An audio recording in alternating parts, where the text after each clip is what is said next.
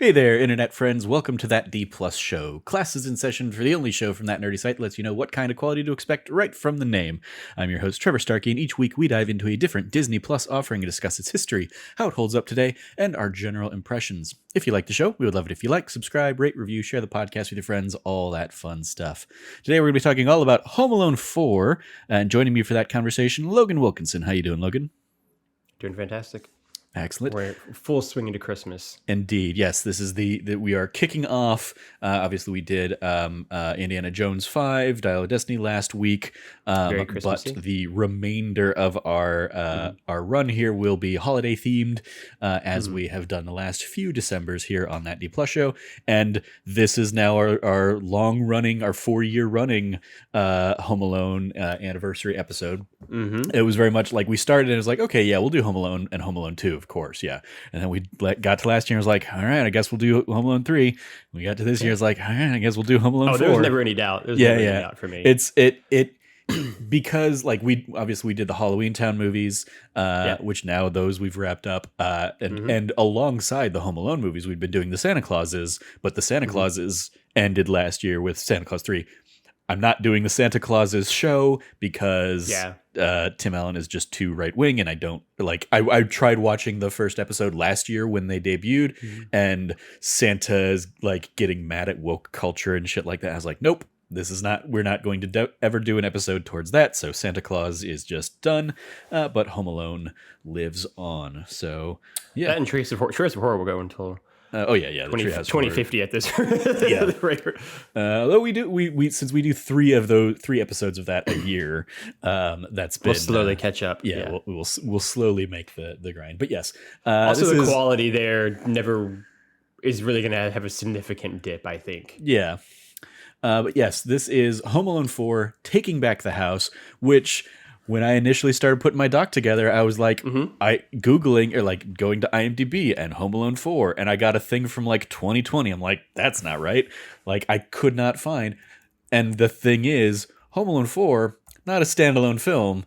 It is season 4, episode 1, season 47, sorry, episode 1 of The Wonderful World of Disney. So it was obviously this is where we get into the made for TV era of these things. Oh yeah. But yeah, it was like I was like, why can't I find Home? I know French Stewart was in it, so I finally went to French Stewart's page and just kind of did like a Control F, couldn't find Home Alone, and it was like I had to go to The Wonderful World of Disney and then like the episodes that he was in of that to identify. And ultimately, I think I like backdoored it into like, on the Home Alone 3 page, here's a related, and it was this. But it was like one of the weirdly hardest ones I've had to pull together for our documentation kind of tracking on it, because it's just not on. It's not on IMDb as like its own thing. If you search Home Alone 4, you're not going to find this episode. The weirder one for me while looking at the like related movies was for Home Alone 6, the newest one, the one from 2020 that has the Home Sweet Home Alone. The sidekick from Jojo Rabbit. Exactly. You're going exactly where I'm going. It's not like Home Alone Home Sweet Home. It's Home Sweet Home Alone. And I was like, weird that they would make a name that is doing that, where like the brand title's in the middle of it now. Well, it's the end of it, Home Alone. It's just it's they've played with Home Sweet Home, and there you have the portmanteau with the Home Alone branding. Yeah, Bad. It's weird. But yes, so today all about Home Alone 4, Taking Back the House. Why do we pick it again? We're 4 years into our Home Alone run, and we're in December, so it's holiday time. The history lesson here: this was originally released November 3rd, 2002. For context, the first Home Alone was November 16th, 1990. Home Alone 2 Lost in New York was November 20th, 1992. And we had a 5-year gap between that and Home Alone 3, December of 1997. And then another 5-year gap. Another 5 years here for this attempt to reboot the Home Alone series with in November of 2002. Other releases of the time, September 27th, 2002 was Sweet Home Alabama. Fun movie. A fun movie indeed. October 11th was Bowling for Columbine. October 18th, The Ring. October 25th, Jackass the movie. November 2nd, the day before this, The Santa Claus 2. So that's where we were in the Santa Claus timeline of things, which was also a long overdue sequel. Yeah. I was like, then Home Alone 4 here on November 3rd. And again, like Home Alone 4 made for TV. All these other things got theatrical releases. But this was very much like ABC Family or whatever, wherever The Wonderful World of Disney aired. Carrie was November 4th. 8 Mile was November 8th. Harry Potter and the Chamber of Secrets was November 15th. So we were into our second movie of the Harry Potter series. Die Another Day for Logan was November 22nd. And then November 27th brought us the duo animated treat of 8 Crazy Nights and Treasure Planet. So the Adam Sandler Hanukkah film and one of the few Disney animated movies I have not seen. Because Treasure Planet's all right. Treasure Planet falls in that like dark period where I was late enough in high school that going and seeing Disney movies wasn't cool. I'm sure I went and saw Die Another Day with all my GoldenEye friends. Hell yeah, you did. Die Another Day is great. Criminally underrated. Yeah. Sure, not the worst Bond movie. Also, just to reiterate that. Yeah.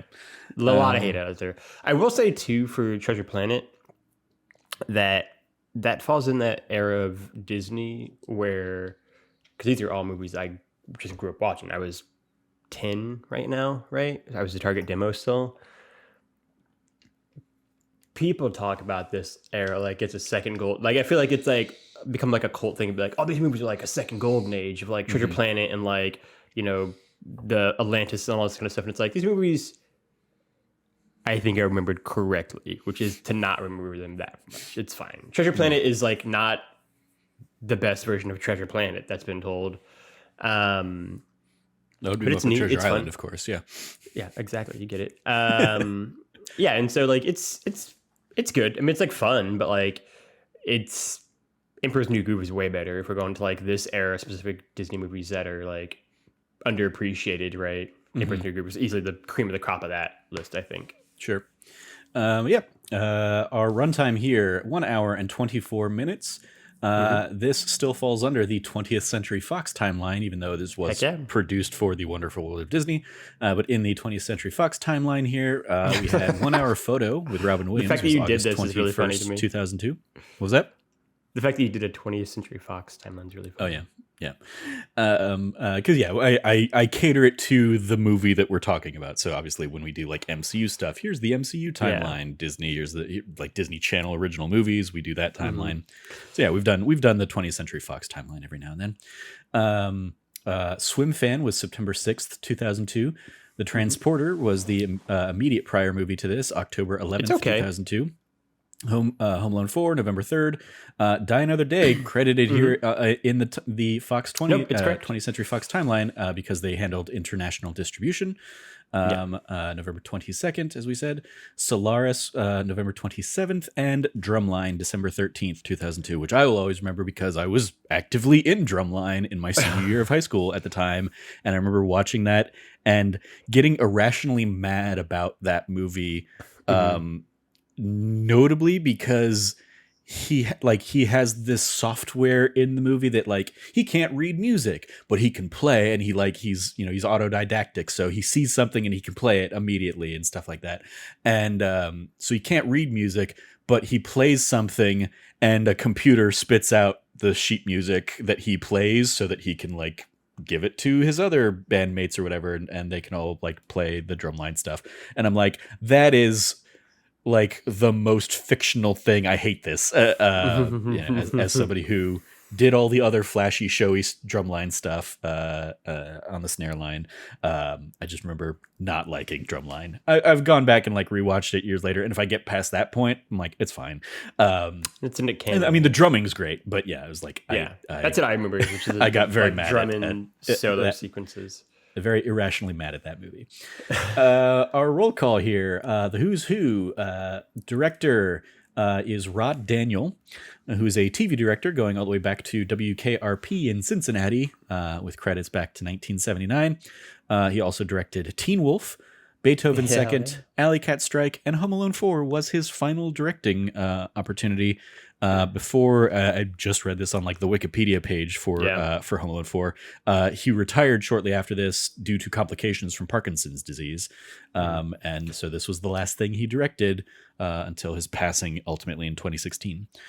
Shout out though to the Beethoven movies, which are to me on the same wavelength as the Homeward Bound movies, and then also the Air Bud movies in terms of the 90s craze with animal, but particularly dog-based heroes. Mm-hmm.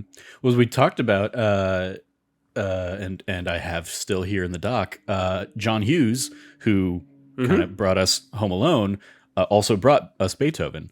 He did it under his pseudonym Edmond Dantes, but he was the writer of the first Beethoven film. Yeah. So, yeah. However, this is the first Home Alone that was not written by John Hughes, because if you recall, he even did the last one, Home Alone 3. All right. But by this time, I believe he'd probably already passed. I mean, double check me on the timeline. I can do what you do everything else. When he died, but obviously he was not around for this one. John Hughes. Oh no, okay, he was not dead yet. 2009 is when he passed away. Yeah. But still did not work on this one. He still has like a characters by kind of credit. But our writers on this one are Deborah Frank and Steve L. Hayes. Deborah Frank had written for shows like Different Strokes and The Wonder Years prior to this. Then she did Home Alone 4 rather. And then she and Steve L. Hayes would go on to write Mr. Saint Nick, The Man Who Saved Christmas, and The Muppets Wizard of Oz after this. And Steve L. Hayes, in addition to kind of all those other ones, he did not work on Different Strokes and The Wonder Years. Instead, he got his start on Hey Arnold and Godzilla, the series. So his animation start. And then our cast of characters here. Mike Weinberg as the new Kevin McAllister. Was in Life as a House and Seventh Heaven prior to this. And then after this, he would go on and be in The Lone Ranger, the Johnny Depp Lone Ranger, Johnny Depp Armie Hammer. French Stewart, obviously, here as the new Marv, was in Stargate. This is prior to his... this comes after his Third Rock from the Sun run. Then he did this and Inspector Gadget 2. So coming in... to a lot of Disney things as like the new version of a character. Right. Missy Pyle in here as Vera, who had kind of made her breakout role in Galaxy Quest. Galaxy Quest is great. Indeed. Then she did Home Alone 4. After that, she would go on to be in Dodgeball and Charlie and the Chocolate Factory. That's right. She is in Dodgeball. She's like one of the I think the German or like she's one of the Vipers European, or whatever, the Cobra. The bad team who falls for Justin Long's character, I believe. Yep. With like the unibrow. That's exactly right. Yep. But yes, after that, she would be in Charlie and the Chocolate Factory as I believe Violet's mom, Violet Beauregard's mom. I think she's definitely one of the moms. Of one of the crappy kids. And then the artist. Eric Avari as the butler Prescott. Notably from Stargate, The Mummy. The Mummy, that's what it is. Yeah, trying to place him the whole time. That's the thing you recognized him from? Yep. And Mr. Deeds. Mr. Deeds. Yeah. And then I pulled this for Cameron, even though Cameron was not able to join us, but he also voices Cryptarch Rahul in Destiny and Destiny 2, basically the Destiny games. Yeah. He's the guy that you get your engrams decrypted from. If they even still do that. I don't know if they even still do that. Barbara Babcock as the maid Molly, with credits back to 1956, most notably which was probably Dr. Quinn Medicine Woman. She was in almost 100 episodes of that. Around this time, she was also in Space Cowboys. Yeah. She was in Space Cowboys. Yep. That's a great movie. I love Space Cowboys. And then here in Home Alone 4, we have Jason Beggy as the new Peter McAllister, the dad. Prior to this, he'd been in G.I. Jane and The Next 3 Days. And then he had a long stint on Chicago PD, an NBC procedural, maybe. I don't know who does Chicago PD. Joanna Going as Natalie. She was in Wyatt Earp. She did a couple episodes of Mad Men. She did a couple episodes of House of Cards. And she did some episodes of Kingdom. Claire Carey as Kate McAllister, the new mom. Prior to this, had been in the show Coach. She did Home Alone 4. And then after that, she did Smokin' Aces and the show Jericho.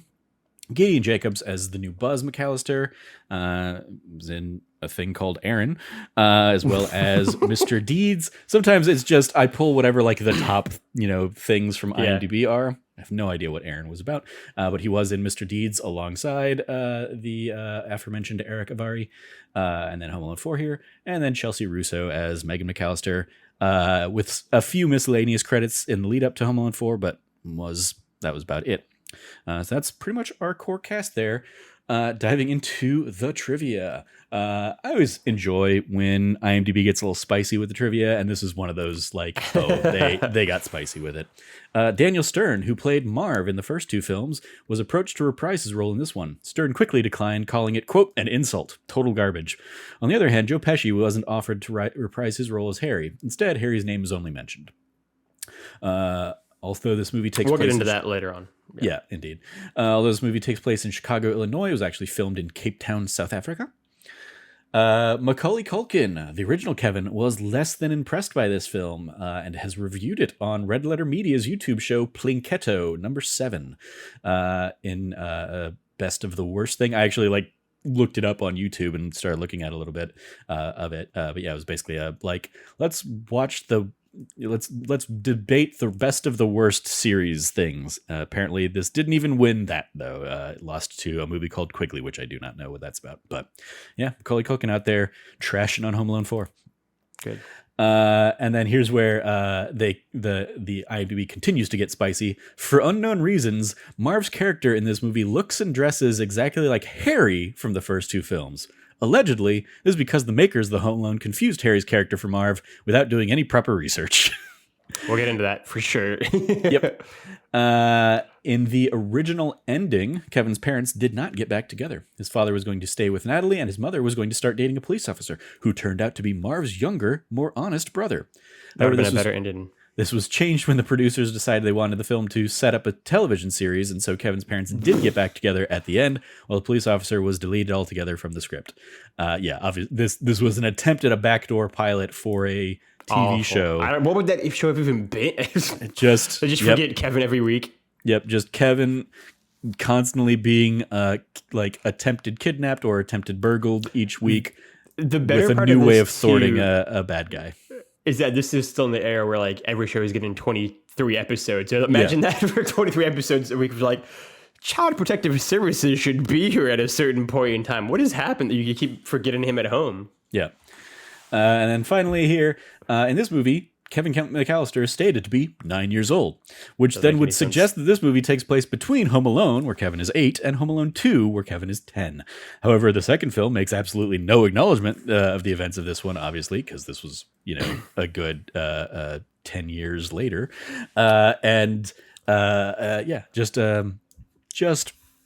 Just wild that they were like, yeah, we're just going to go ahead and make this the same Kevin and Marv. Yes, thank you. But also make him 9 in defiance of the laws of time and space. So Logan, what do you think? How'd this one hold up? I'm chomping at the bit.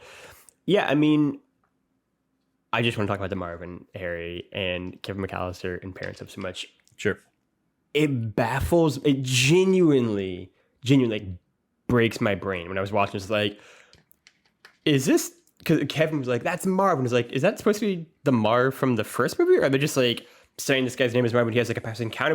And then it becomes clear oh no, I think it is supposed to be the guy from the first two movies, but he doesn't look like Marv. And then it's wait, was Joe Pesci's character's name Marv? Because I thought it wasn't. And then the entire movie, I was questioning what I knew about these movies that I've seen for 30 years. And I was like, am I going insane?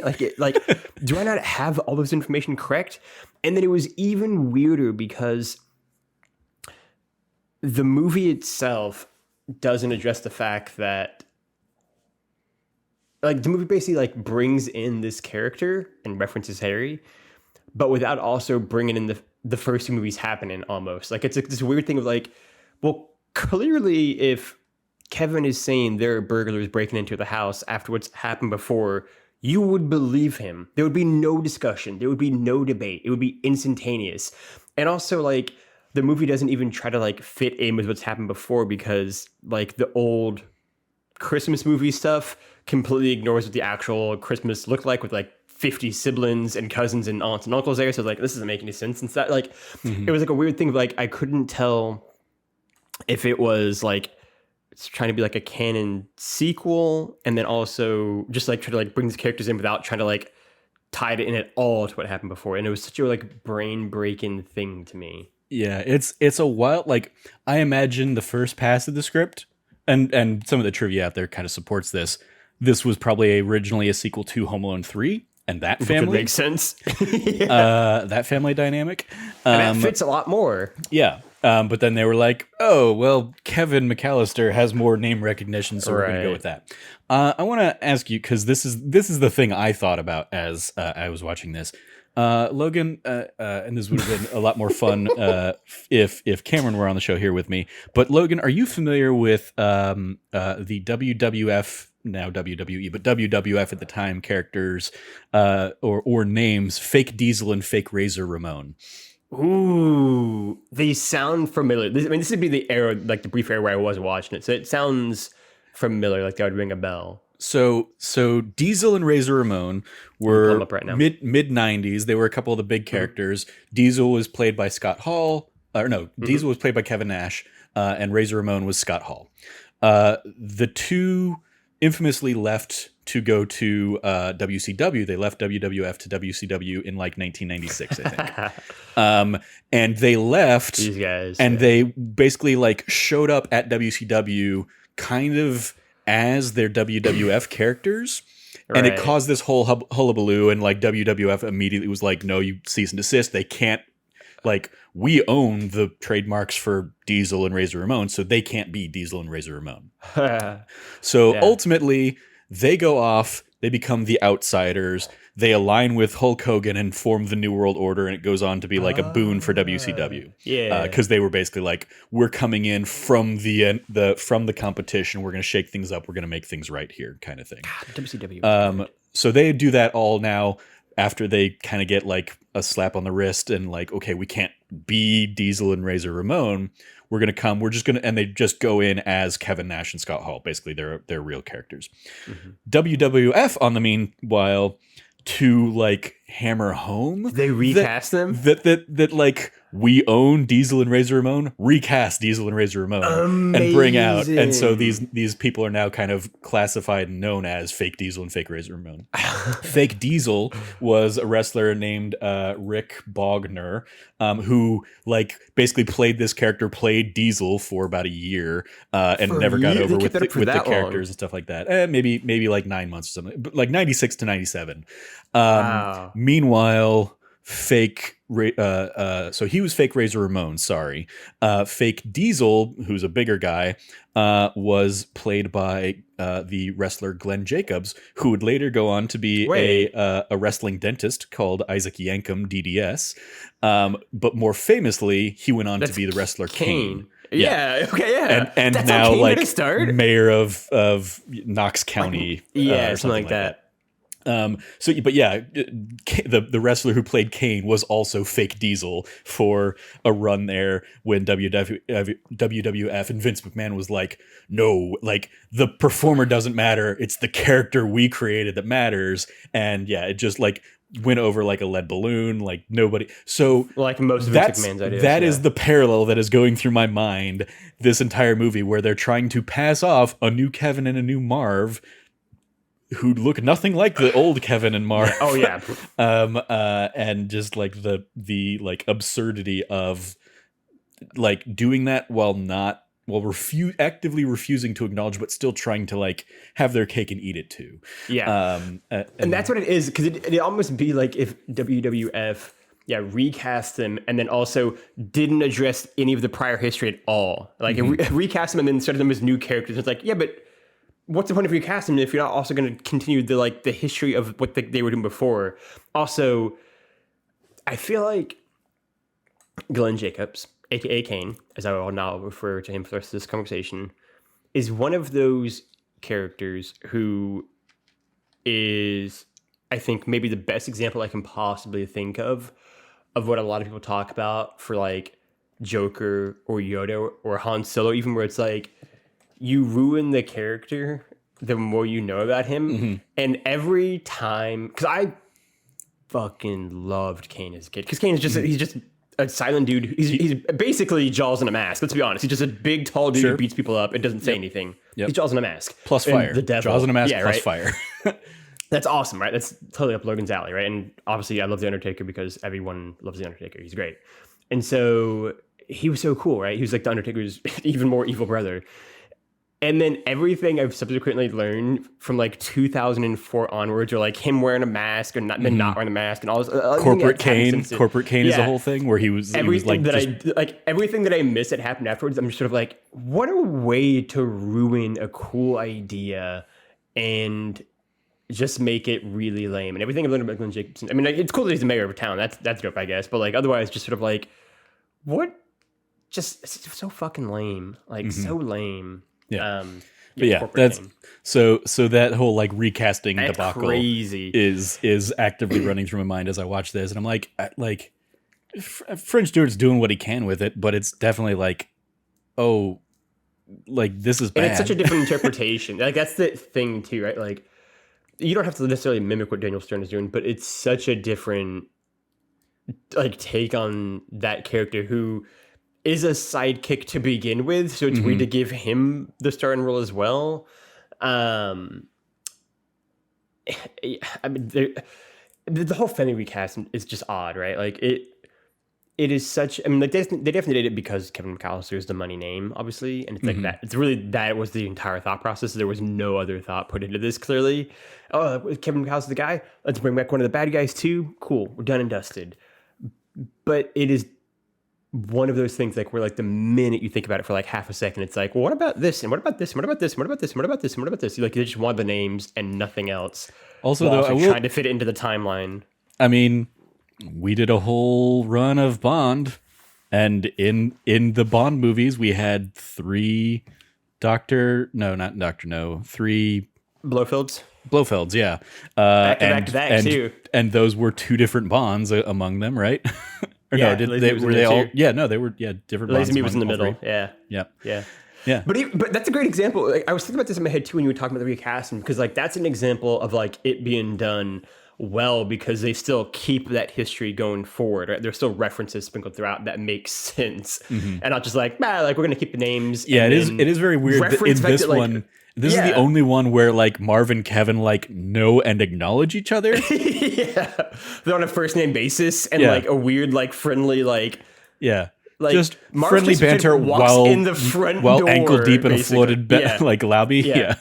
Foyer. Or like when they're wearing the like waiters uniforms, they just walk in the kitchen and they're just having a conversation with this guy who they have tried to murder multiple times, and it's like, what are we doing right now? Like that's what makes it so weird. Like. It'd be like if they like made Roger Moore Bond after Connery, and then we're like, he's James Bond, he's in MI6, he's 007, and he's got all these past encounters with, let's say, what's a random character like Emilio Largo from Thunderball. They know each other so well. They didn't have any sort of connection though. They just know each other, but not from anything that you would know them from that would actually make sense. They're just like they had a connection in the past, and it's like, why even do that then? Like it's such a weird encounter, because even like the Blofeld thing, which is probably the best example that I can think of, it's like really perfect. Like Blofeld's funny because basically the second movie doesn't exist out of that trio. Yeah, like the Lazenby one they just basically chuck out, and then like there are a lot of references between the two Connery ones at the beginning and the end. Not necessarily good ones because Charles Gray's out here on a whole other planet, like, living his best life, but there are still connections. But there's just nothing here. Like they reference that they know each other. And then they don't reference at all the events that have happened. The family doesn't reference like, oh, last Christmas where I was left home alone, because that's what canonically happens apparently if it's just a year earlier. So it's like, why are we doing it like this, guys? Yeah. And then it's like, I have so much I want to say. Like the Buzz stuff is also really interesting to me because Buzz is like a bully in the first two Home Alone movies, obviously, but like. This Buzz, like they like when Kevin gets basically left home alone with Buzz at the beginning of the movie, it like weirdly becomes like a horror movie vibe for like a minute, where like the music like really ratchets up and the camera like angle like tilts and we're getting like Dutch angles and it slows down.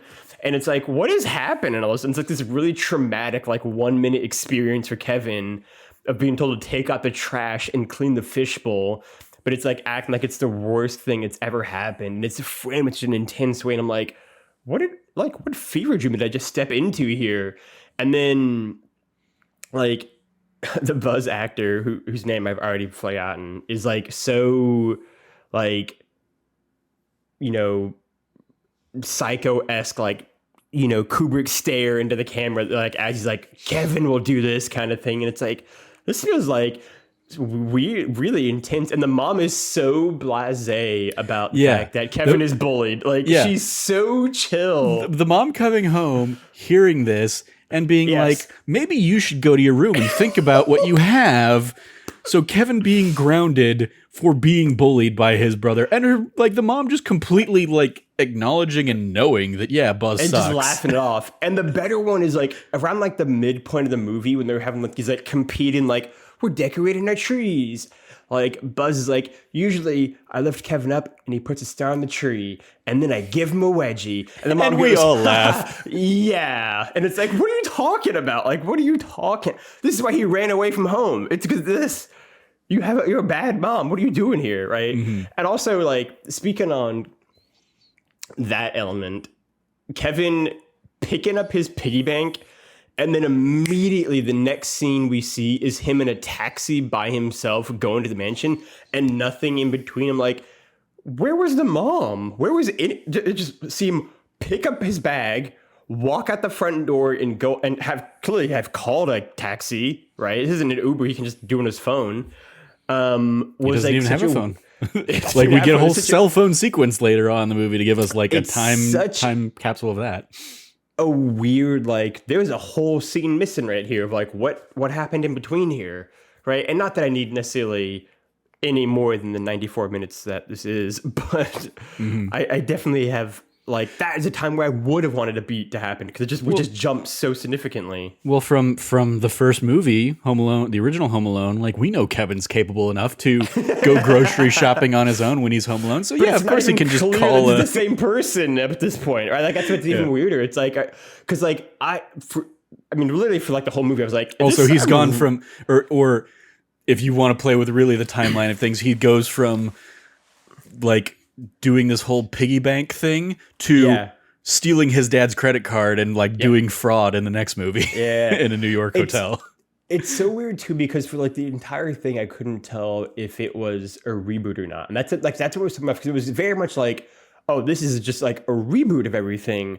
And it like 90% of this movie had those vibes. And like, there's like this 10% of like, but they're definitely referencing that these guys know each other. And that wouldn't make sense in a reboot unless you're doing a really weird reboot. It's like, that is another example of like, like Kevin is doing crazy shit in the first movie and crazy shit in the second movie and taking his piggy bank and calling a taxi in this movie. And it's like, just like the level of like what we're doing is not even the same here, to say nothing of what I'm sure is the true star of this movie, if we can all agree, the Smart House. Yeah. That's like when that got introduced, I was like, this is the era we're in. Okay. That's what I was most excited for you to see. Yeah. That again, like, because I didn't really remember Home Alone. I remembered it somewhat, but not as well. But like, I remember this movie because A, French Stewart, and B, the Smart House is burned into my mind. Mm-hmm. Like, and this is what I always remember. 3 years after the classic Disney Channel original movie Smart House of 1999.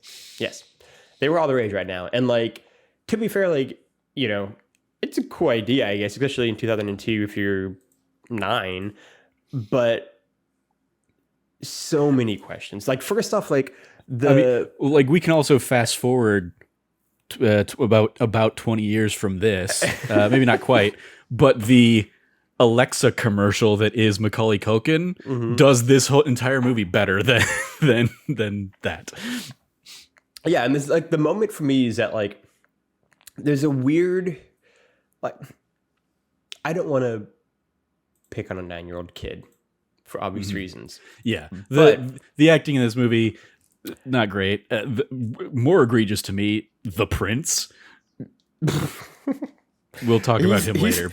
He's so far into the movie that it's just like whatever, right? Like I'm convinced that they were originally going to bring the royal family in earlier and do like the like at the engagement party kind of thing. Yeah, and then they like got the actor and were like, oh no, this isn't going to work. Quick scramble, rewrite.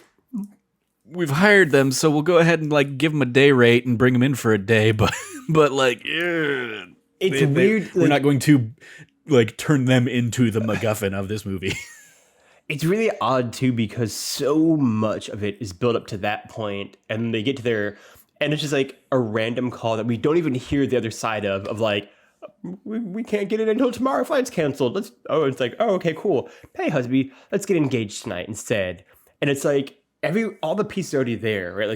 Like Marv and his wife are already there, right? Like the evil seaman, like butler's already there. The nice like maid is already there. And then like everything you set up for this to happen right now. And then instead it's like, what if we just like punt on this for another 15, 20 minutes because we want to, basically. It's like there's no logic behind it. I did want to give a quick shout out to, we've touched on a little bit, but like the really confused, and where like my brain really began to hurt of like think about like what I'm watching, where Marv and his wife first break into the house. And that whole sequence is just like, again, they're just like exchanging pleasantries with each other, and it's really odd. And then in the a shower flooded house. Yeah, the shower bathtub sequence, like the level of like velocity of that water jet coming out, it should like trying to murder someone. Like that, no shower would have that jet punch out like that. And then how quickly and comically it floods an entire like there's a sequence of like Marv like underwater like diving.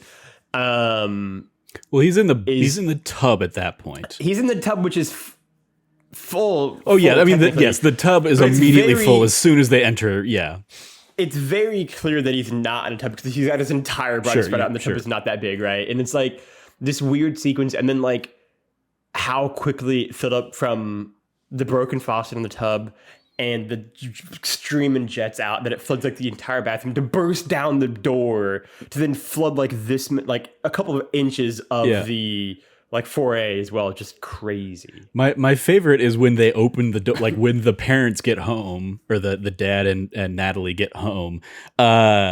You expect the door to open and water to come out and start like draining out. But no, they just step down into the like a little like step, like the water basically just stays level and they just step into it. They walk into it. Like the water does not get depleted as it continues to flood down the stairs, I guess.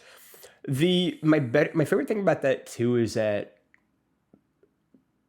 Kevin is not smart in this movie for a couple different reasons, but especially compared to like the first two, and how like clever Kevin McAllister is and Macaulay Culkin is in that one. But my probably favorite example of that is in the shower sequence where he like, very cleverly like, look at that, everything's flooded, and then you see him like run downstairs, stand next to the door, and then like and he's like smiling to him like, what's he gonna do? Is he gonna like open the door at the last second? They're gonna like sliding out the front door. But it's like, cool, that's what's gonna happen. Instead, they like come down and he just stands there and they have like a conversation, and I'm like, what was your plan? And my notes were just like, what was the plan here, Kev? Like, you just stood there, and if they hadn't decided to just walk away for no real reason, the entire movie ends right there.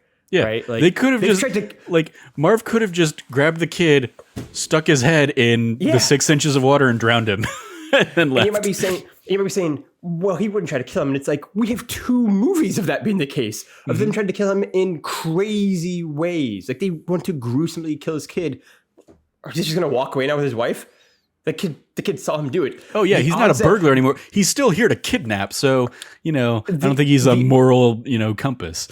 And the odds that no one would believe him are so infinitesimally small after what just happened, canonically, apparently, a year ago. Everyone would believe him that they're burglars. Everyone should believe him. This just happened a year ago from this guy. And it's like, so like the fact that Marv just sort of like, all right, well, we're not doing the heist tonight. Let's get out of here. And it's like, what was both of their plans really here? Why would any of this happen? Yeah, that's, I mean, the whole framing device of bringing them in to like scope out the house and then to come to the party, and then that gets scrapped, so they have to come and do like one final job kind of like it is like, okay, they clearly realized they didn't have enough fun things to do in this big house to just make that the third act of the movie, so they figured they had to like crazy spread with stuff a smart out. house, I feel like, right? Yeah, it's indeed, definitely. And with that being the case, it's wild that the first one is they flood the house. Like, that would be the like sequence of escalation. That's the big like one that kind of has to tap things climax. off. Yeah. And nope, that's the first one out and done, and it's all cleaned up, a day later. Because this is like, that's the other thing. Like, this is 3 days. This is like 2 days before Christmas, Christmas Eve, and then Christmas Day. And it's like, what? I do want to give a shout out because and it might not be popular, but I'm going to do it. I like Natalie. I enjoyed her, and while watching this movie, I was like, I hope they stay together at the end, because up until they started trying to make her like a little bit of like a prima donna, I was like, she seems chill. Like, she seems like a cool person. And like, it was a bit of a guessing game for a bit of like, who is the bad guy going to be? The inside man, Is it going to be her? Is it going to be the guy they very clearly want you to think it is? Or is it going to be the like nice like housekeeper woman? And I was like, I hope it's not her, because I like Natalie. Like, she just seems like, sweet and nice. And I think her and the dad actually have like a bunch of nice moments, which is kind of ironic that at the end of the movie, they're just sort of like, it's just like a brief like infatuation. It's not relevant. It's like, I don't know, man. Like, he was gonna propose to her to where that like he did. Like, that's the thing. Like, they're engaged. He did, I guess, right? Yeah. He like the whole movie starts with him coming and being like, we're engaged, we're getting married. I want the kids to spend more time with her. And the whole party is like, let's announce our engagement. Like, that's already happened prior to this. Like, he's already locked in and ready to go. For me, that's definitely a rushed, like, okay, let's get him and the mom back together. Which makes sense to know, like, because they were both watching like It's a Wonderful Life. Yeah. But the wild thing for me, given that she isn't the inside man, is her coming into Kevin's bed Christmas Eve and being like, if you fuck this up for me, I'm going to kill you. Basically, like, that whole, like, that threatening scene is like, evict you out of what? What? Yeah. Like, okay, you just certainly went super evil, and you didn't need to. Needlessly evil, so that the audience doesn't want her and the dad together. And at that point, it's like, okay, then why was she in this at all? You could have just made this, the McAllisters have moved into a bigger house. They're in a smart house.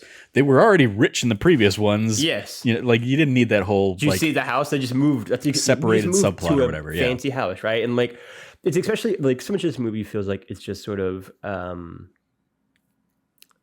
Pirates of the Caribbean 2 and 3-esque levels of just like, we're rewriting this thing as it's happening. But like, and clearly that's the case in the ending. But like, it just felt like they added in a red herring for no reason after we already sort of knew the stakes of what happened. Like, this movie very much felt like it had a first and a second act, and they had no idea what the last act was going to be until they were shooting this thing. Like, so many of like the like beats and plot points and how like the movie like literally builds to like, this is going to be the like heisty moment, and then it's not. And like Kevin like punching them like out of the window when he's like dropping his wife in a bag to like test out it, which is like an also really weird scene. And just like everything. I'm just gonna throw a grappling hook out into the hallway and use the fact that I can remotely close the door. You don't need to do that remotely. You could just set that there, walk over and close the door. And then the door thing in particular, like the first one they were like, standing outside the door and be like, door open. I'm like, it's not any more efficient to do that. Yeah, no, it's just actually open the door at that point. It is more work at this rate. Like, yeah, that was one of those you are things, actively waiting for your voice command to open the door, compared to if you hadn't reached into your pocket to pull out this voice command thing and you've just gone to the doorknob instead. Yeah, it was like, and they did it a couple of times. They're sort of like, this is not an efficient use of the house. Like, you can just do this, and like, again, going back to the also playing Kevin, like, they're not specifying which door. So yes, I thought about this as well. There should be a moment where we just see all of the doors in the house opens. Yeah, and like when like the kid they have to play Kevin, I think the note I just have is just like wow, Kevin's favorite word. Because his reaction to like everything in the house is just wow. And like the one in particular that really got me is when the like housekeeper is like cleaning around. He goes, "This is a big house to clean, isn't it?" And then she's like, "That's not too bad. Watch this." And turns on a vacuum in the fireplace that sucks up stuff. And he like acted like he just had his mind exploded. And I was like, I mean, even not in a smart house, most things have that in a fireplace for pretty understandable reasons. And so they have ventilation shafts. And so it's like, is that really a surprise that they clean themselves, Kevin? I don't know. And then immediately he's over it when he can't also use that magic smart house ability to deflood a house. Yeah. All right, clean yourself up. No, I guess it doesn't work for water. And I did appreciate him picking up like 3 things out of the water. Like, this is what needs to be fixed. The stuff in the water, not the water itself. That's the issue. Just a little like toys and brush that's here. I do want to give a shout out to, I think it's Prescott is the butler. Who is basically the Snape of this movie, who for no real reason just has a visceral hatred of this kid. And acts in such a way that he makes himself seem like the bad guy when he clearly is just like a dude who doesn't like his boss and just wants to leave, but isn't actually a threat at all. And I do appreciate Kevin locking him in the walk-in freezer, because that's chill, right? Like, that's the guy who, I would argue, the guy who suffers in this movie is Prescott out of all the villains in this thing. I mean, he turns into the ice sculpture that gets wheeled out at the party. Sure, why not? I'm glad that like, that was one for me of like, and I didn't get like they do a shot where they're like, they see Natalie, like her reaction face to seeing the ice sculpture, like, that's weird. And they show you the ice sculpture, and I'm like, that does look weird, but I don't know what. And it's not until like it breaks and he comes out of it that like, oh, that was supposed to be him. Okay, who went into the walk-in freezer, pulled him out, and put that on display? Who was like, this must be the sculpture they wanted. Yeah, right. Also, how does nobody in the help see or can like identify Marv and Vera? Because they're like, no, like we interviewed all of the, the catering staff, and nobody knows what you're talking about or who you're talking about. It's like, what do you mean? Like, they were doing all this stuff in clear view of a lot of people. Like, my favorite thing, and they did not meet the dress code. They kept the beanie on and they kept their jacket on just so we would know that they're still bulky jacket. My favorite thing about that too is that even if the argument you make is that, well, they don't know their names, how would they be able to point them out? Be like, the 2 new people whose first date is who I've never seen before in my life. Those guys. The guy with the beanie. The guy with the insane oversized jackets. A lot of options to pick from of like, that guy was new. I hadn't seen him before. They were sus, right? Like, what are you talking about? No one was like, that's the person. Or I guess like what you really need, if you, because Prescott also interacts with them and like knows exactly who they are, and since he's not the bad guy, could have identified them but doesn't. So he could have even said like, you could have had a moment. He said we're the burglars. Yeah, you could, or you could, like, he's introduced as being familiar with them, so you could have taken that as an opportunity to set up, oh, it's Molly's kids. or something like, or I get like, Ooh, not like giving that, because that's obviously the twist in the reveal that Molly's the inside man, but still, like, that could be how he knows them. He's familiar with them because they've been here before. They've worked here before. Welcome back, whatever the case may, like, do something like that to help justify the fact that, like, he acts the way he does and acts shady to Kevin and acts like he's an accomplice of theirs because he knows them, because maybe they came by and have interacted with Molly before, and so he knows who these people are. He could even just say, hi Marv, hi Vera, and just like do that, as opposed to, you know, acting like I'm in cahoots with them, so I'm going to get locked into a freezer.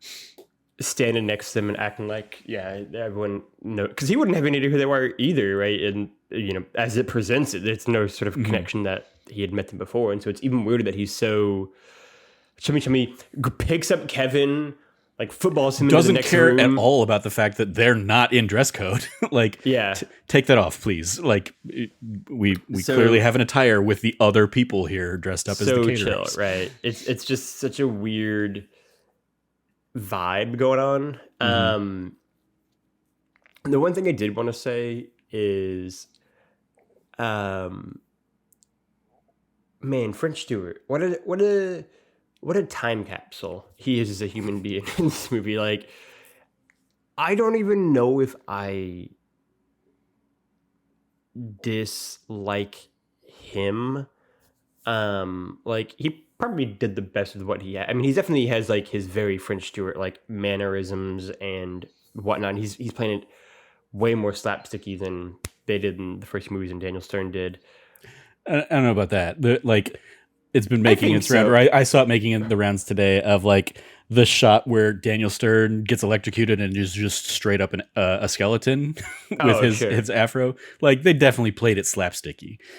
Sure, but I feel like in a different way, right? Like, where it's because here it's like it's French Stewart like bumbling with like the like mic to get in, and like it's more like that kind of slapstick, like him like just being. I guess more a better word is like him just being utterly incompetent at everything, right? In a way that like I think there was like a genuine air of like somewhat menace to Daniel Stern's interpretation of the character, and I just don't know if I think that's here. Yeah, I think if anything, I would have liked to have seen them continue the Marv trait, and again, this probably falls to them not remembering which one was Marv and which one was Harry, because you could have had him continue the trait of trying to come up with a thing for them, like they're calling card, the wet bandits, the sticky bandits. We're gonna be the Prince Nappers or something like that. Ooh, that's good.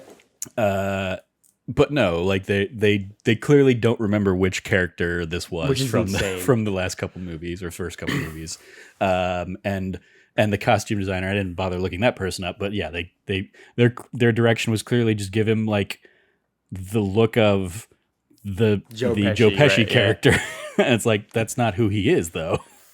My favorite thing about this is that every now and again, I feel like we have conversations where we're like, it just sort of feels like they haven't seen the movies before this.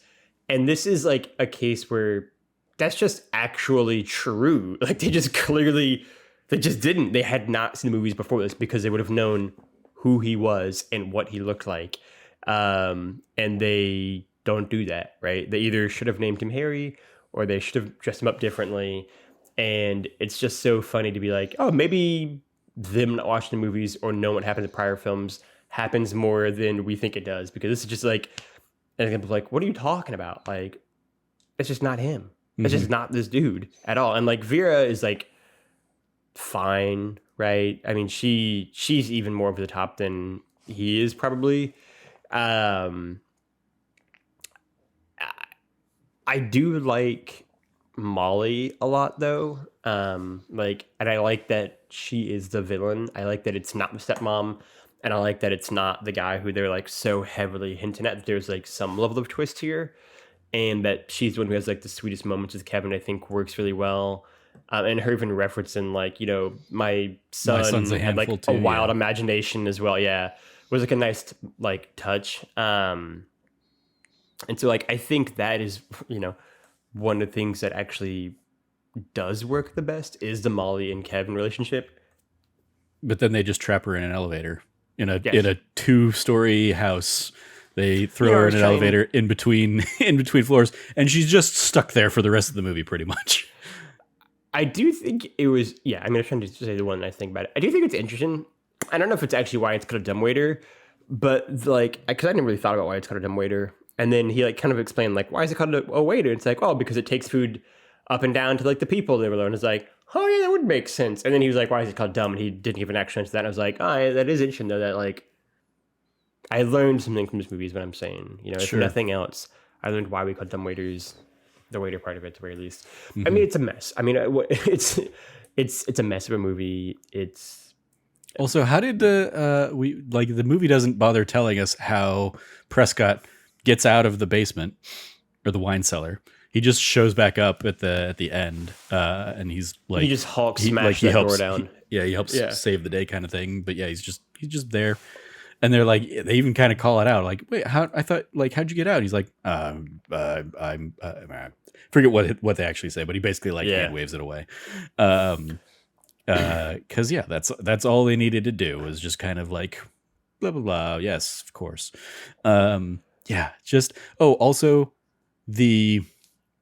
I don't know why they made such a big deal about. I guess they did use it in one sequence. The drone plane kind of thing. Yeah, they're obsessed with it. Don't fly it in the house, and then we immediately see Kevin flying it out of the front door and then flying it back in, and it hits Prescott, and then we get like the one shot of it flying out of the bedroom, and in the like, given how fast we've seen it go, it takes forever to go from the bedroom to the top of the stairs and French Stewart's groin. But haha, it hit him in the penis. Set it up. But that does that leads me to a beat that I do want to touch on. That I was like, it's wild that this was like a Wonderful World of Disney movie kind of thing.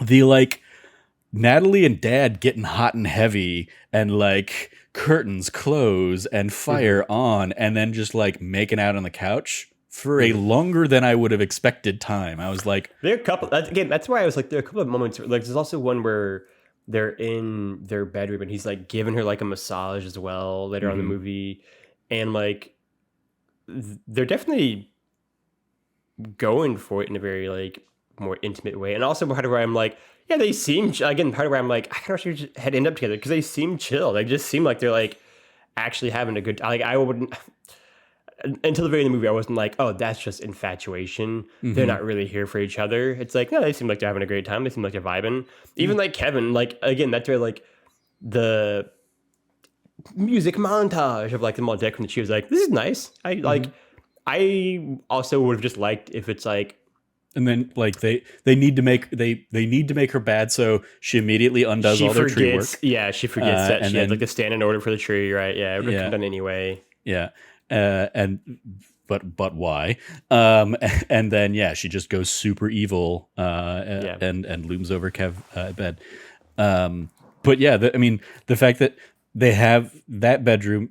No sign of the bedroom for the other two kids anywhere in this movie. But the bedroom is very much like a blank check bedroom. One of the things that I'm also curious what you thought as well of like, and this is very much of the era, but like the TV that had like 8 other screens around them, sort of like no one would 12. Want to watch anything like this. Like it is so like because he had like. It's a Wonderful Life. Different things. Yeah. And I was just like, this is awful. This seems like hell. Like it is so like visually overwhelming. And it's like, again, like it's really common in like these kind of era shows. You're like, sometimes you'll see it in like what they imagine the future looks like. And it's like, I sure hope to God that's not my future because that seems awful. Yeah, I mean, it's Back to the Future too. I think they have pretty much the same kind of setup in Blank Check, where there's just a whole bunch of TVs they can be watching. I think also starring Macaulay Culkin and Richie Rich as well. They do a similar thing. Yeah. So just like, oh, look at how many TVs. That clearly means lots of money here. And for me, it's more the fact that they have like an arcade game like in the corner that just never gets used or never does anything in it. Yeah. Just wild stuff like that. The set design is fascinating, odd, right? Because then it is also just a completely empty foyer Yeah. they know is going to be flooded, so they don't bother putting anything in there. Yeah. Yeah, just a weird. And then what is the point of the like spin around bar except for a gag in this movie kind of thing? Yep. Yep. And like what's on the other side of that? Who knows? We're just gonna say open sesame a lot and Yeah. spin faster sesame and like like he configures it to say like stop bar makes it spin faster or something, or bar stop or whatever. Like he configures it anticipating that Marv is going to try and get it to stop, even though he couldn't get it to open. Like why would he? Yeah. Just weird stuff. And then they just do that for a minute of just, all right, let's do faster and faster and faster and faster and faster. But no real reason. Like they come out and they're fine-ish after it. Like maybe a little dizzy and stuff, but yeah. Nothing as traumatic as like the original Marv stepping on a nail, like on the stairs, which is still maybe the most horrific of all the injuries. I think it's awful. Yeah. Just lots of like, I think that's what a lot of it comes down to. Like they have here's our version of the talk boy, but it's way worse and we don't really use it to any kind of effect. Yeah. I was fully expecting, and I don't know why I was expecting anything of this, but like setting up all those TVs, I was like, oh, I wonder what the filthy animal sequence that they're going to do with that is that's going to trick Marv in this one. And they don't. Instead, they kind of play with the voice recorder to trick Vera a little bit, but it's like that. Nope. Just lots of baffling choices, and very much like, oh, they've run out of ideas for what to do with this, and so they're just going to kind of wing it, and it doesn't pay off. It doesn't work. Weird. The franchise that already had shown its diminishing returns after Macaulay Culkin leaving still continues to have diminishing returns. I also think this is an even stronger case in the prior one, where I think the Jingle All the Way kid in Home Alone 3 still like had something to him, a little bit of like sparking personality, but here like I think you see even more importantly how big of an impact and like star Macaulay Culkin is. Like he has just such like charisma and presence, and his ability to combine like humor and like genuine like just emotion. Real quick, he was not the Jingle All the Way kid in the last one. He looks like Jingle All the Way kid, so it's fine. But like it the first two Home Alone movies, I think, are great for a lot of reasons. But I think the third and the fourth, and this one in particular, just sort of doesn't understand what makes them great. And I think it is that blend of like comedy with like genuine like emotion, and like that John Hughes kind of magic, right? Because like when I think of Home Alone 1 and 2, and I would say it's probably the same for you and most people, like among the scenes that I most vividly remember are like, you know, Kevin in the furnace in the first one, right? And like how like terrifying that is, right? And or even more so like Kevin and the next door neighbor, and like those sequences which are like genuinely like really beautiful, like the scene of like them in the church, like him listening to like his granddaughter, and like is a really nice moment of him looking out the window and like seeing the family come and like what that is. Or Kevin and like the bird lady in the second one, right? Like they have these really quiet, beautiful moments, and this like actual, you know, a slowdown of what's happening, and you kind of get like a wider scope of everything and kind of the consequences of this world, right? And it's almost like a social commentary in some way. And this one's the only potential it has for that is like the divorce element, and it doesn't do anything with it to begin with, and then it also completely undoes it at the end of the movie. So it's just, yeah, like they just sort of miss, I think, that marriage of like drama and comedy that made the first two so special. Yeah, I think, I mean, I definitely think those are elements that we look back on now as adults and appreciate more. I know as a kid, I was way more into the toys and all of the pranks and all that stuff. Like those were the things that stood out, and that's the audience that obviously this movie is targeted towards anyway. And yeah, I would say that those are like the John Hughes kind of elements of it. Yeah, for sure. Yeah. But it is very much like, oh, the franchise lost the the full scope of what was special about the first movies, as maybe the Fast and Furious franchise did, or like as any number of other franchises where we've seen just kind of like run to the ground have been, where it's like, oh yeah, they've completely abandoned Halloween Town, that Santa Claus's subplot of things. Yeah, like the Halloween Town stuff isn't maybe another great example of like, oh, they completely lost by the end of it. Like, what made Halloween Town? I mean, I would say even by the second one, what made the first Halloween Town fun? Yeah, going to Halloween Town and seeing all that stuff, and it's like, oh no, we think what makes the stuff fun is the family. So it's very much just another in that kind of line of franchise like problems of the producers aren't making this with any like creative desire to tell a story. It's all cash grab. Let's use as many bankable names as we can, and try and, I mean, with this being like, hey, let's try and set up a backdoor pilot. It very much was like, hey, let's try and do this in a way that sets the stage for a series to come. But yeah, who knows what that would have even looked like. Wild stuff. Any final thoughts, favorite moments, least favorite moments we want to talk about? Oh, I mean, one I'll shout out. Why they use the phone to call Buzz twice instead of the police. Yeah. Hey, that's a great shout we're out. currently being burgled, and they've locked us in the wine cellar. Can you please come to this address and arrest the people and help free us? Instead of, hey, let's call the person. Best case scenario, we get my mom who's too far away and has, shown no real sign to believe me when I confront her about these things currently. And it all just ends up being arbitrarily. So she calls the house says, no, he's not here, he's with the mom. And then she calls the dad, and the dad's like, no, he's not with me, that's weird, I've got a bad feeling about this. And they can all show up at the same time and reunite and find out they still love each other. It's like, oh yeah, no, the whole ending of like, hey, sorry, Natalie, this isn't gonna work out. Yeah. Being like, especially being prompted by Kevin, it's like, Dad, tell her, kind of thing. It's like, you don't know that they like that he's been questioning this stuff and or why. Like, the only friction the two of them have is he likes watching movies a second time and she doesn't. I watched It's a Wonderful Life once, I cried, I'm done with it, I don't ever need to watch it again. That's weird.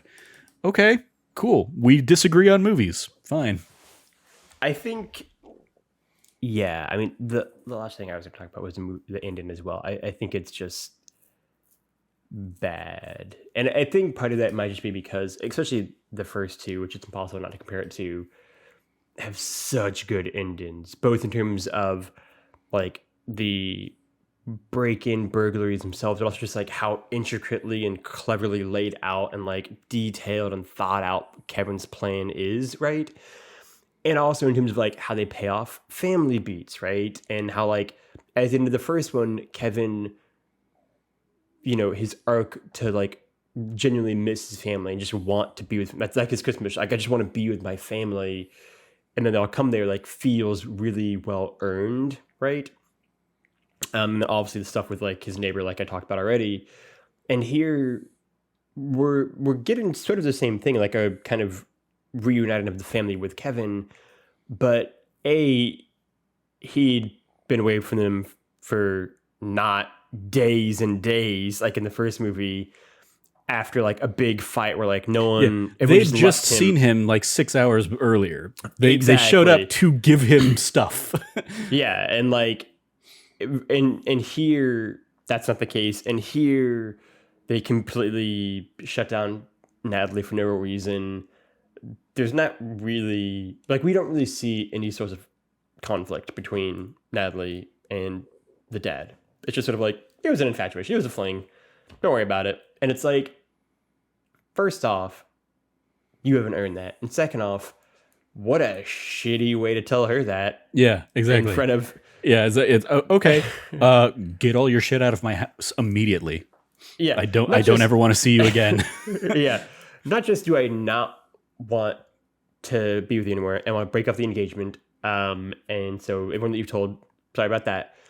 But I'm being egged on by my son, who just lets stay here for 3 days during Christmas so that we could bring everyone together. And instead it did the exact opposite thing. And also my wife, who I left and I'm now getting back together with, is right in front of you to watch as well. And all of our children. So it's a nice audience to watch it all happen. It's like, she is not, it's like the... and the royals that you brought in for this for whatever reason.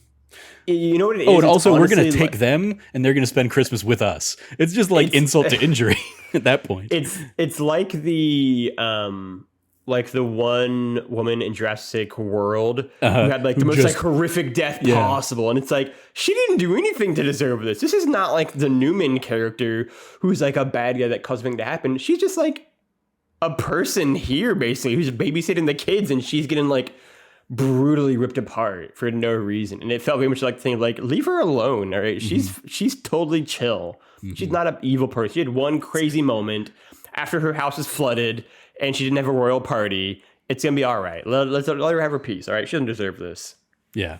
It's the Ralph Wiggum stop. It's already dead. She's already dead. Yeah. Cause it's wild that and the butler's just like, here's a bag so you don't hyperventilate. Yeah. The one last little thing that I love, it just as a completely dumb nonsensical thing, but as like the camera's panning out and we're like getting ready to go to credits, like, and everybody's like celebrating, Prescott is just like hugging and like kissing on the head the other kids. And it's just like, what, like, you barely met them once. And suddenly you've just quit this other person. You don't have a relationship with these people. It's very much just like, I think they just kind of like kept the camera rolling while the like actors were like, done and being like, hey, great working with you. Great job. Hugs. And it's just like, because there are just like very out of character moments happening in that like little sequence going up. And it's like, this is weird. But yeah. Bad movie. Bad movie is bad. So let's dive into the report card. We grade from A+ to F. What do you want to give Home Alone 4 Taking Back the House?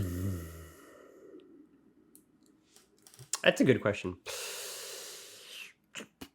I'm going to say a D. I feel good with a D. I think it's the weakest of the 4 Home Alone movies. And I think Home Alone 3 was a step. I mean, everything's step back from Home Alone 1 and 2. Home Alone 1 and 2 are almost perfect movies, especially the first one. I think is almost literally perfect. So Home Alone 3 is not as good either, but I think it's worse. I mean, I think a not insignificant amount of that is that this is by far the weakest main character so far. I think,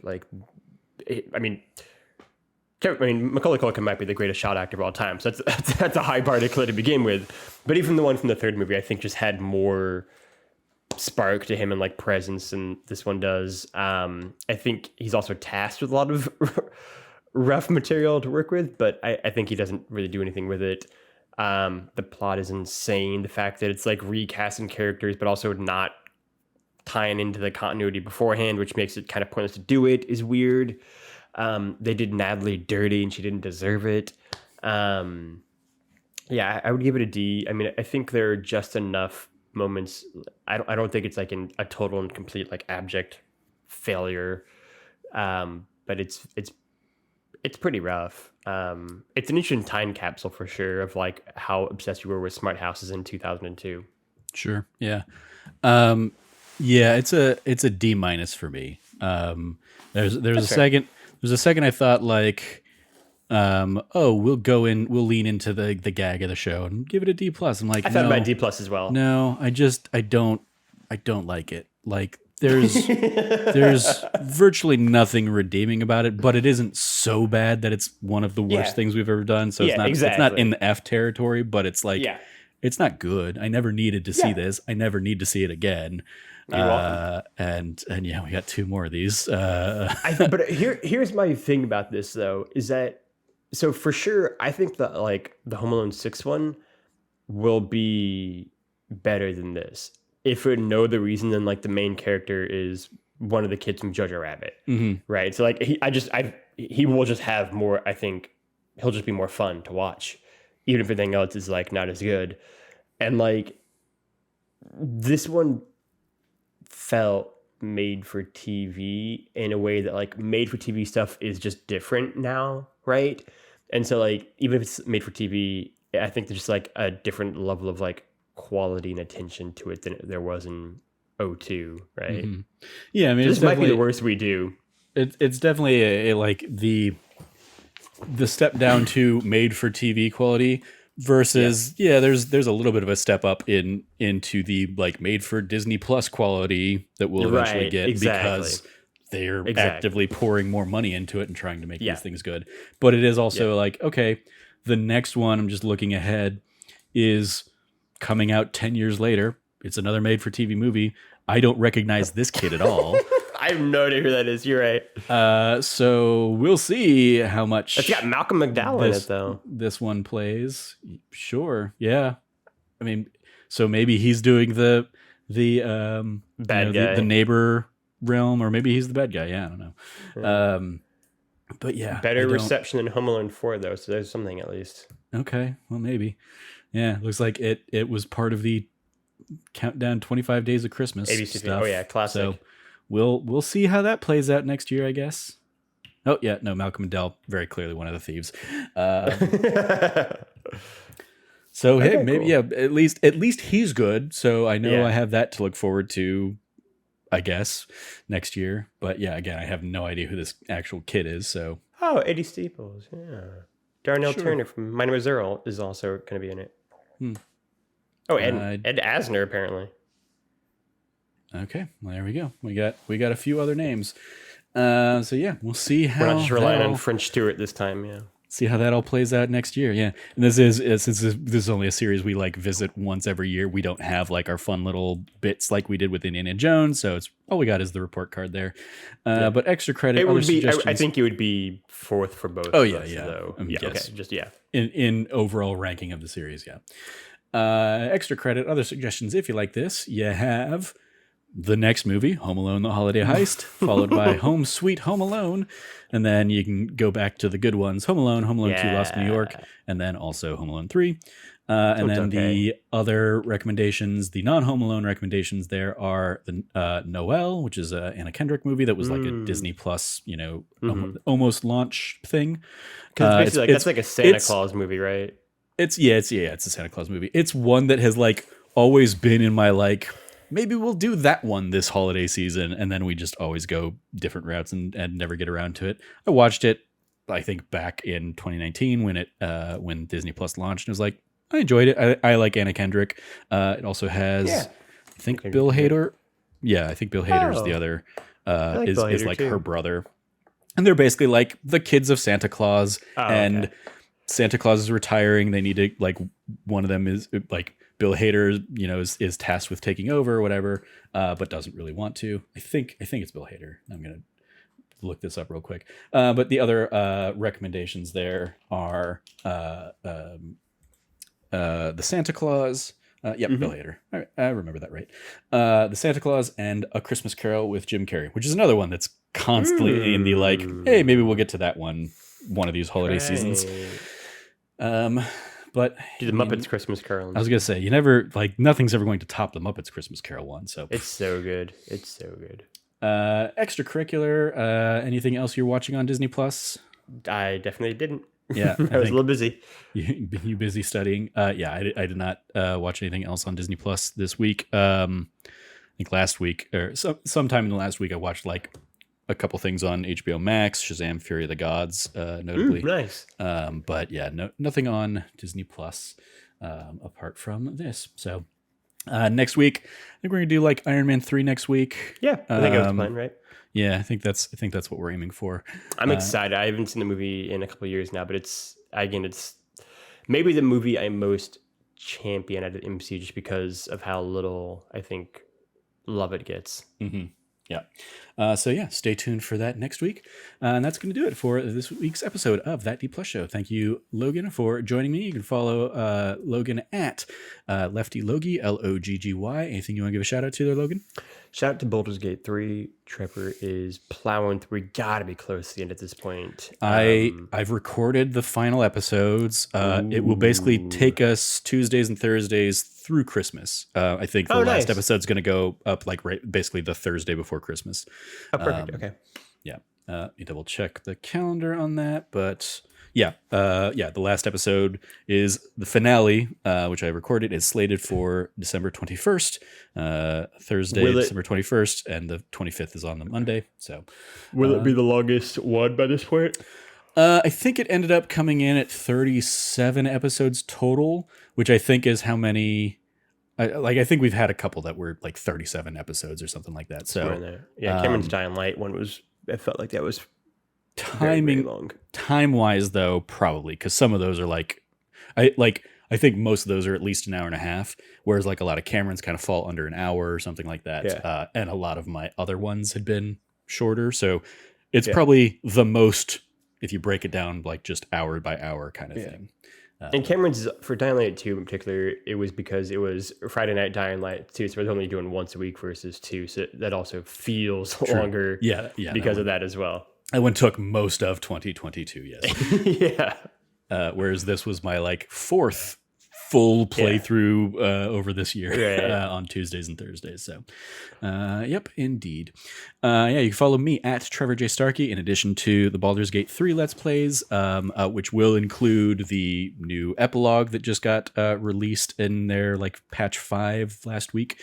So I came back and finished it up at just the right time to coincide with that. But also I will shout out this last week's That Nerdy Site show, where Cam and I sat down and I don't remember what we talked about. Any number of things as we often chat about. We did Game Awards predictions. That's what it was. We looked through the nominees for the Game Awards, which we're recording this Wednesday because Thursday is the Game Awards. So by the time you're listening to this on Friday, you will know which of us actually won our Portillo's bet. If Cameron owes me Portillo's or if I owe Cameron Portillo's. But yeah, so go check that out if you are so inclined. But again, by the time you're listening to this, it's all moot because you know the winners. But we do talk about, we also give our picks for the categories. We very much did that kind of format of like, what do you want to win? Or like, what would you pick to win? And what do you think is going to win kind of thing. So, stay tuned for that. And then, next week we'll come back with Iron Man 3 as a fun little holiday movie. And then, we still got one more to figure out here before year's end. But yes, stay tuned for all that fun goodness. You can follow all of us over at That Nerdy Site or go to thatnerdysite.com for all the latest from us. Once again, if you liked what you heard, please remember to like, subscribe, rate, review, share the podcast with your friends, ring notification bells, all that fun stuff. Thank you for joining us. As always, stay nerdy, be good to each other, and class dismissed.